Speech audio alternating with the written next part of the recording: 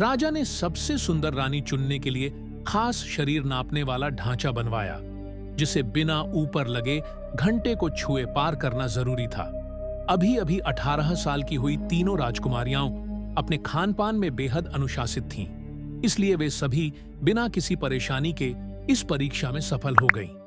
अब राजा को इन्हीं में से एक को रानी बनाना था, लेकिन सुंदरता के साथ साथ रानी में साहस भी होना जरूरी था। राजा ने पहले से ही योजना बना रखी थी। उसने सेवकों को 3 प्याले शराब लाने को कहा और राजकुमारियों को बताया कि इनमें से एक प्याले में जहर है। यह परीक्षा साहस और किस्मत की थी। सच्चे साहसी को ही पूरे राज्य की जिम्मेदारी मिलनी चाहिए।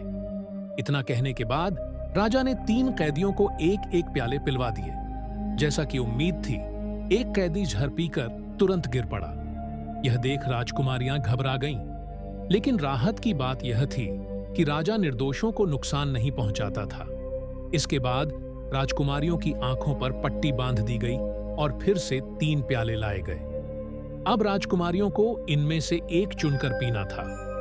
मरने से डरने वाली चुईहुआ ने तुरंत हार मान ली, लेकिन श्याओमई पूरी निश्चिंतता से प्रतियोगिता में बनी रही। डामी थोड़ी घबरा गई, डर के बावजूद हार नहीं मानना चाहती थी। डर के मारे प्याला उठाया, लेकिन अंत में हिम्मत हारकर उसे वापस रख दिया। तभी श्याओमई ने एक और प्याला उठाकर पी लिया और फिर बचा हुआ आखिरी प्याला भी पी लिया। दरअसल वह पहले से जानती थी कि शराब में कोई जहर नहीं है,